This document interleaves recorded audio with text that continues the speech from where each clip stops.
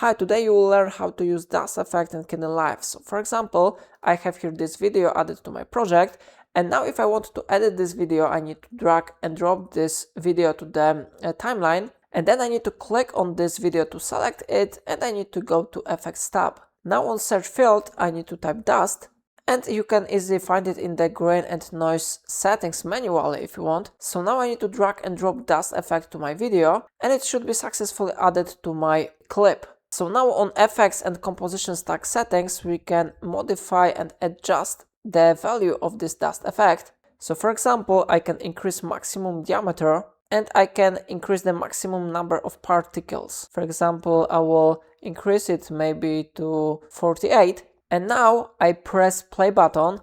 After that, you can see that this effect has been successfully applied to our video, and it looks really great. Sometimes it may be really useful in some types of videos, yeah? So how you see it really works, if I helped you, remember to like this tutorial and subscribe my channel. Please let me know in comment if it's of a problem.